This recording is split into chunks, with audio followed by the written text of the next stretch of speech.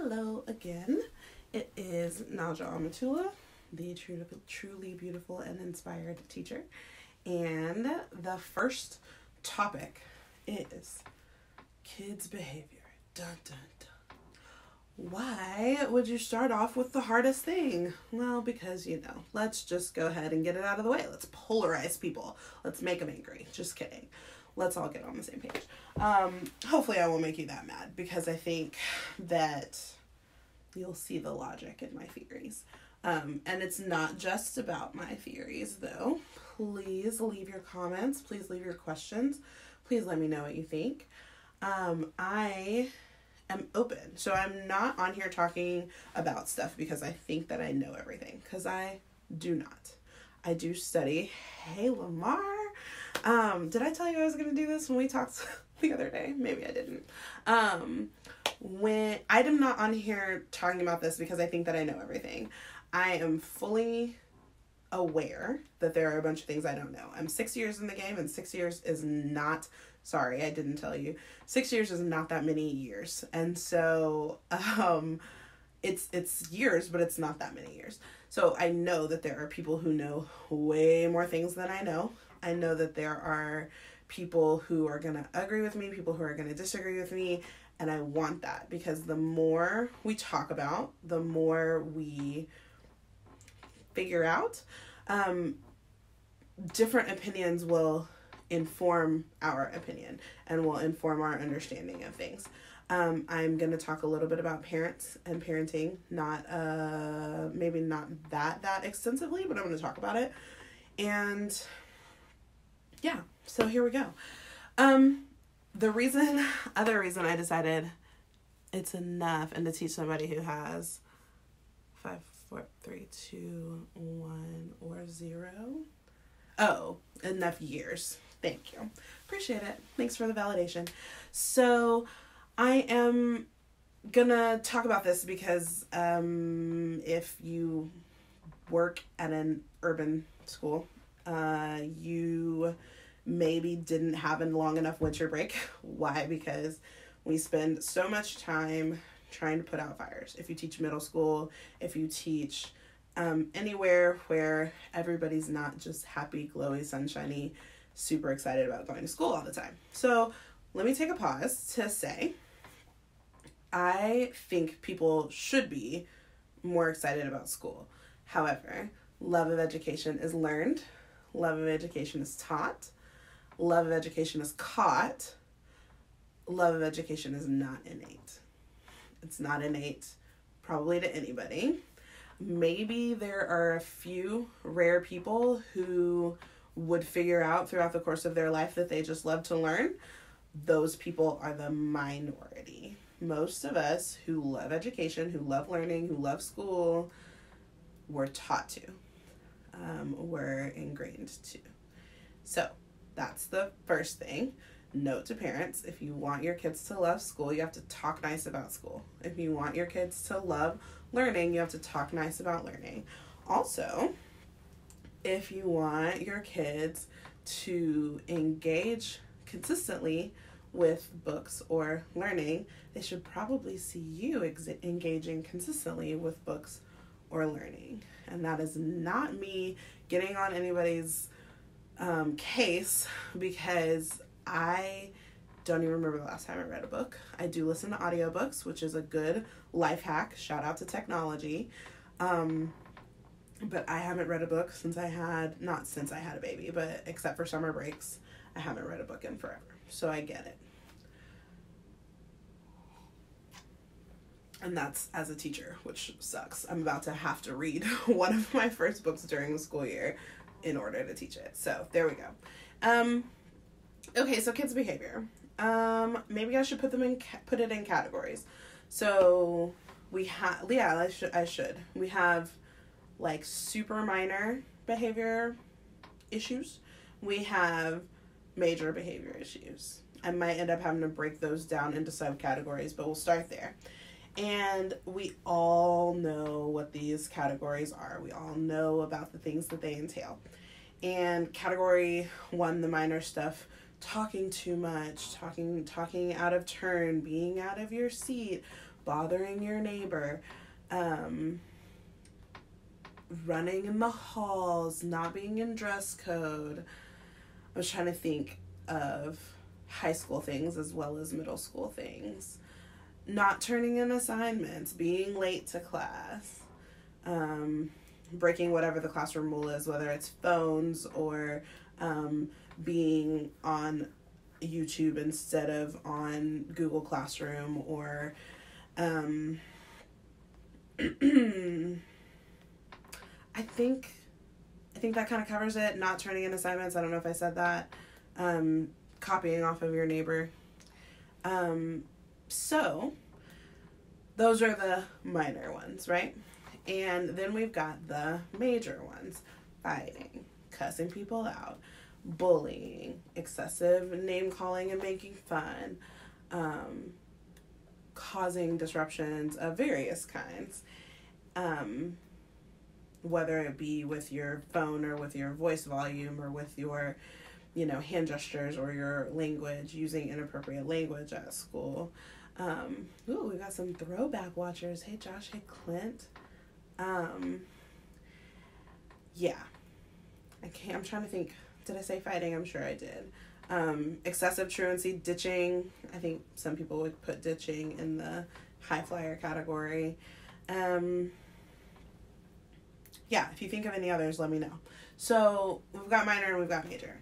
And I think we can kind of all agree that the major ones get too much. Well, maybe we can't. So I'll just say this.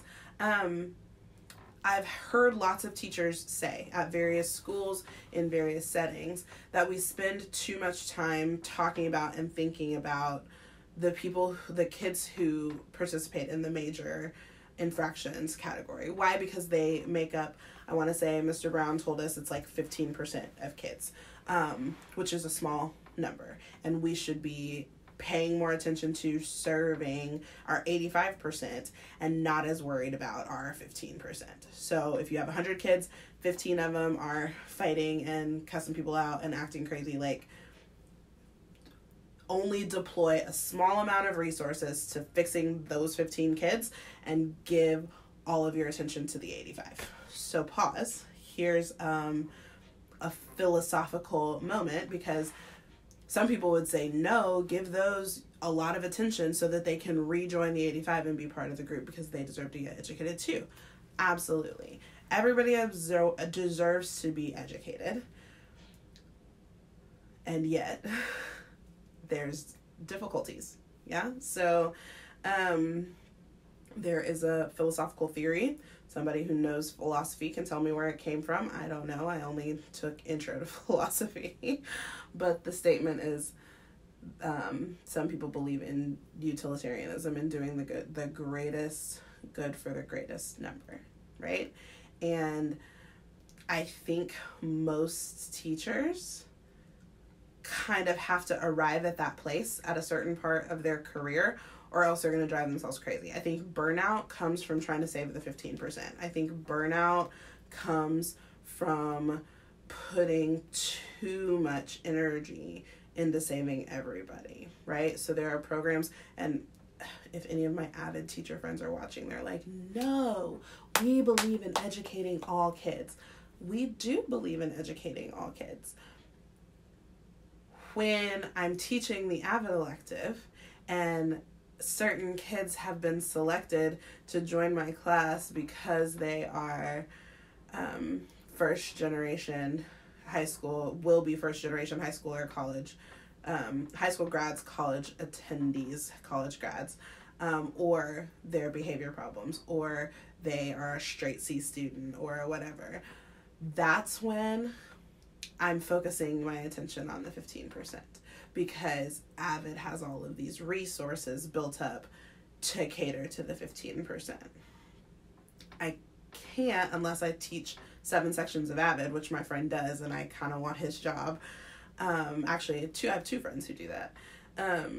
Unless I teach an entire section of AVID, I don't really have time in my day to devote my whole day to educating everyone, because everyone's not the same. Everyone doesn't have the same needs, blah, blah, blah. So I need to give the greatest amount of my attention, the greatest amount of my resources, the greatest amount of my mental, emotional power to the greatest number of kids, that 85% who's not fighting and cussing people out and insanely truant and etc. So, at any point, if you have like a major problem with what I said, let me know, put it in the comments. I will reply. I promise I'll reply. Send me an email. I guess I should put my email out there somewhere.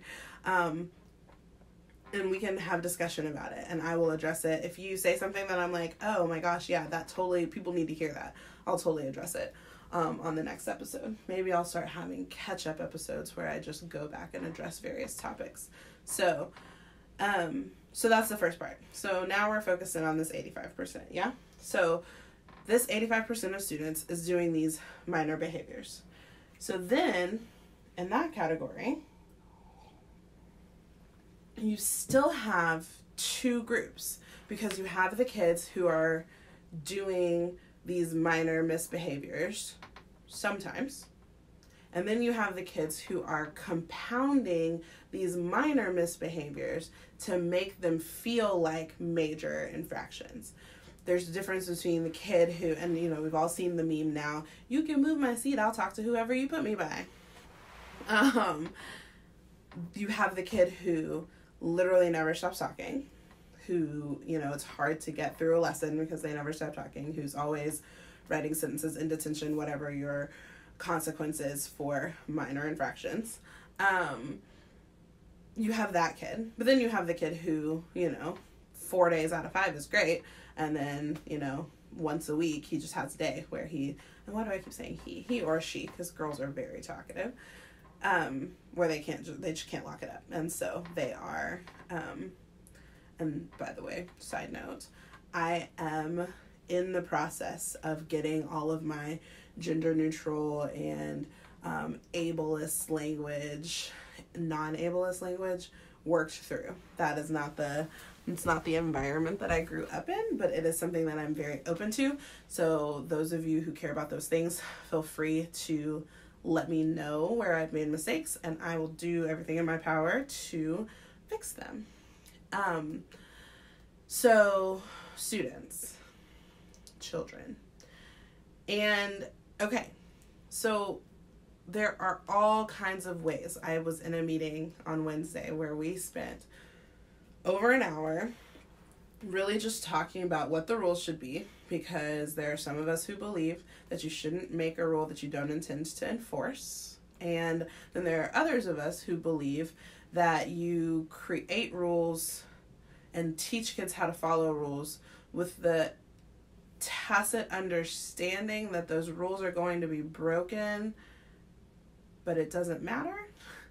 I will admit that doesn't make sense to me. I would rather just teach kids what I want them to do instead of making up extra rules. So whatever, wherever you stand, that's great. And so we spent all this time talking about rules, talking about behaviors, talking about procedures, talking about discipline. And it gets really exhausting, because at the end of the day, what I have learned is right now, in this day and age, 2018-19, kids in my demographic, urban, lower middle class, low socioeconomic status, single parent homes, multi-kid single parent homes, grandparent raised, or foster, or living with their friends or aunties and them, or moving around every week. These kids have not been taught to love learning. These kids haven't been taught to love school. These kids haven't been taught to love books. They haven't been taught to put huge amounts of effort into education. What have they been taught? They've been taught that if you become a musician or an athlete, then you can have a lot of money. And with that lot of money, and I am not invalidating their opinions, because It's the world we live in. With that lot of money, you can take care of your parents and your siblings, and you can help everybody out with that lot of money. Some of them want planes and rims and J's and grills, but most of them want to just never have to worry about money anymore. Why do they want to be a teacher when teachers worry about money more than a lot of people? You know, why do they want to be a social worker when social workers have to worry about money all the time? And being a doctor, being a lawyer, being a CEO of a company, being Steve Jobs, I don't know what his technical title is, those things feel out of their reach because they don't see people who do those things. Shout out to, hi Gina, shout out to my friend Mark Fleming, who likes to go into schools and talk to kids about the things that they could do business-wise and the people that they could meet, because he does own a business and, does okay for himself. So, we're up against a lot, and I think that we have to understand what we're up against.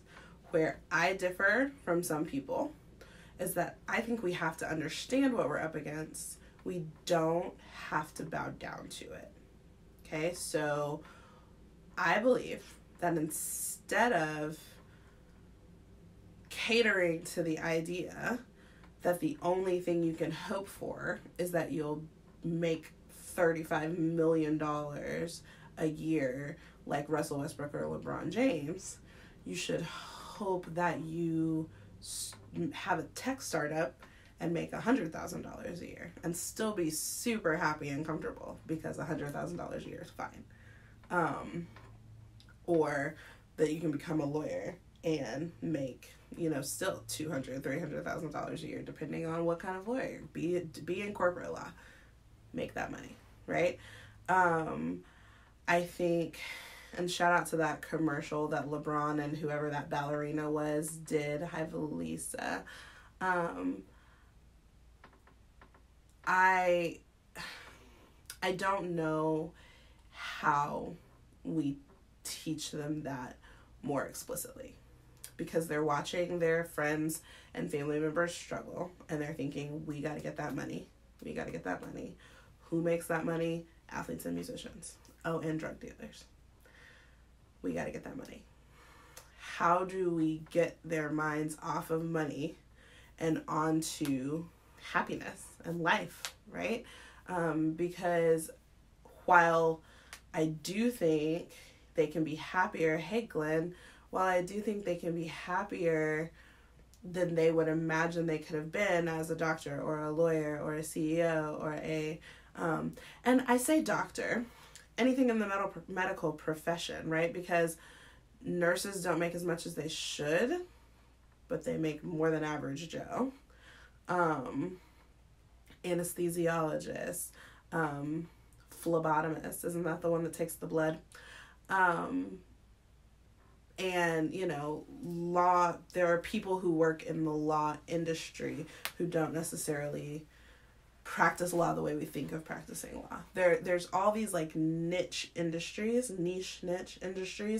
that we don't think about and we don't talk about, and kids definitely don't know about them.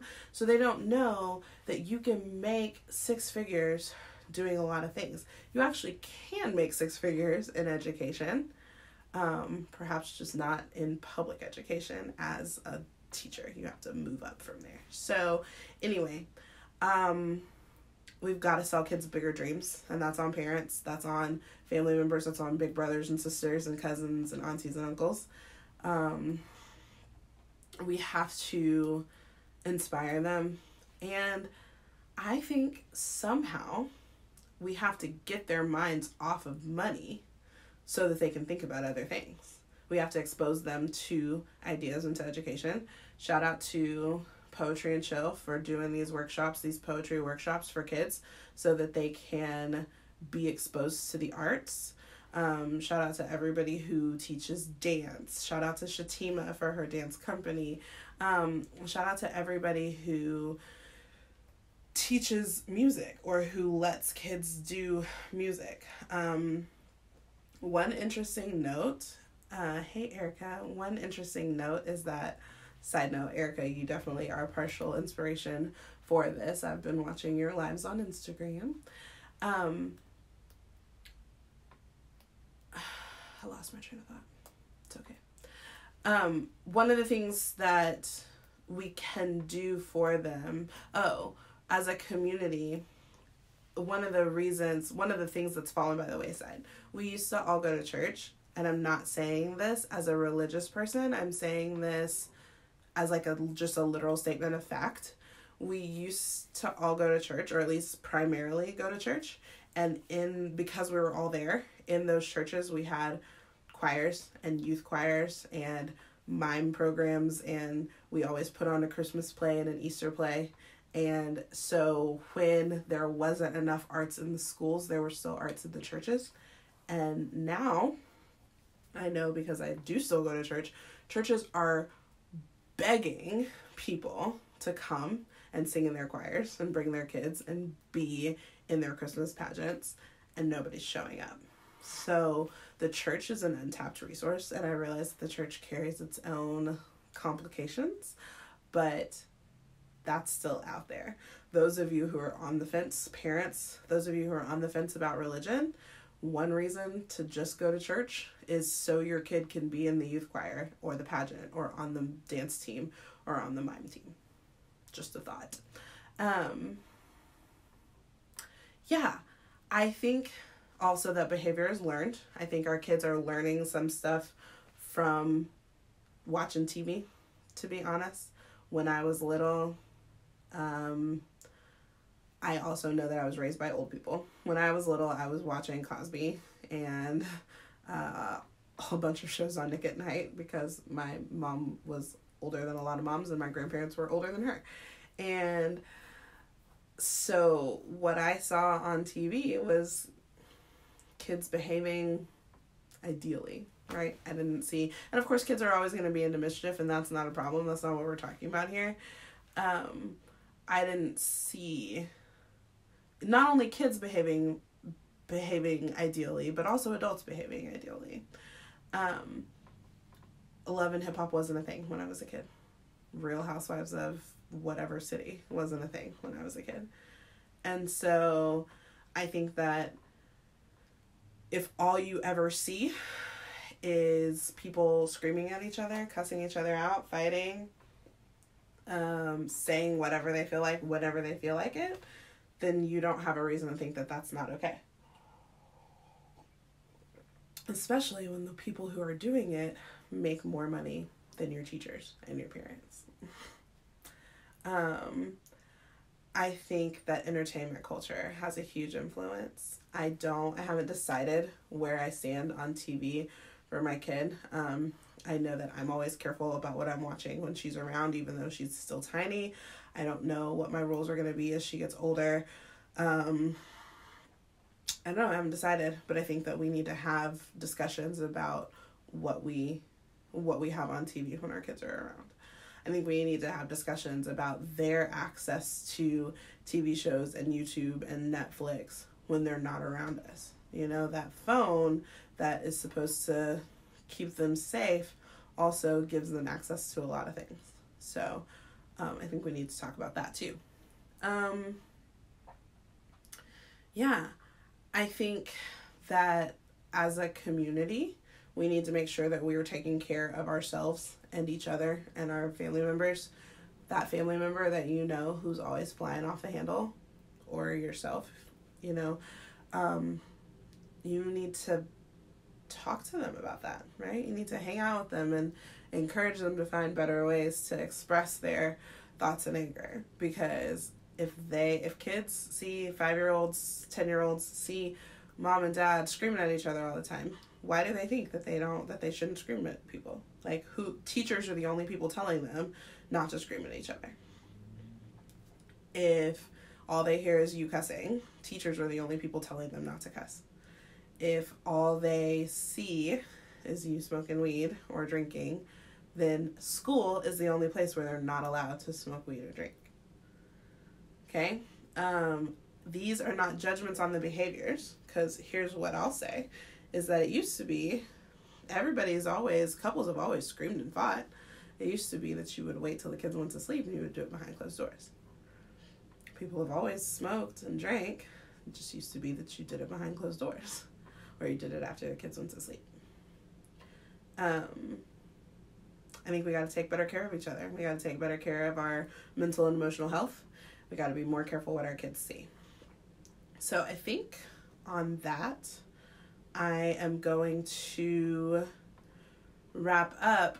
My point, I think, was that teachers have to be aware of what's going on at home. Teachers have to think more about why kids are doing what they're doing. We can't just punish. And teachers are having to teach behaviors that used to be taught at home. It's a thing that we do. I'm not really here to say we shouldn't have to do that or whatever. That's not my point. We do have to. And so we are trying, and it's difficult, but we're trying. Parents, how can you help? Parents, what do you want from us? Yeah. And we aren't mad at your kid. We don't hate your kid. We don't think your kid's dumb. But you remember school. We've all been to school at some point. I got to get through my lesson, and your kid thinks it's comedy hour. What do we do about that? When I call you and tell you, you're like, oh, that's not okay. And then you tell them, and then tomorrow it's the same deal. What do we do? We got to work together on it, because we're all in this together. We got. We're all in this together. What do we do about it? So, discipline is hard. Kids' behavior is multifaceted. Teachers need to understand. Parents need to help us out. Parents need to be aware of some things. Let's all talk about ideas in the comments. Let me know what you think about anything that I said. Tell me about your idea of utilitarianism, the greatest good for the greatest number. Is that really what we're there for? Or do we have to focus more on the 15%?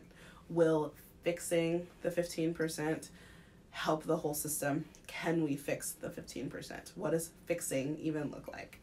Let's talk about counseling in schools. Let's talk about not making schedules, but actually counseling, like actually sitting with kids and discussing life and problems. Let's talk about mental health. Let's talk about depression. Let's talk about bullying. Let's talk about gender identity. Let's talk about budding sexuality now that we're exposed to sex so much younger, and we're still not supposed to be having it, but we kind of are wanting to experiment, but nobody's talking to us about it, and people aren't telling the truth, and we can see it all on our phones, but we're not supposed to do it, and how confusing all that is. Let's talk about it. I am not really just here to hear myself talk, so let me know, and I will readdress this with you guys as comments later on down the road. Tell me what you like, tell me what you hate, tell me what you want me to say or what you want me to talk about. I'm not just going to say what you want me to say. Tell me what you want me to talk about. Send me your questions, send me your comments, send me your concerns. Teachers, I want to hear from you. Parents, I want to hear from you. I want to hear from everybody. If you are neither a teacher nor a parent, I still kind of think you should pay attention a little bit, because you might be at one point, and because you went to school. So all of those things are relevant, even if you teach little tiny kids. I am wrapping up, so I appreciate you guys for watching. Share, like, comment. It's going to be on YouTube also. That's all I got. You guys have a good Saturday.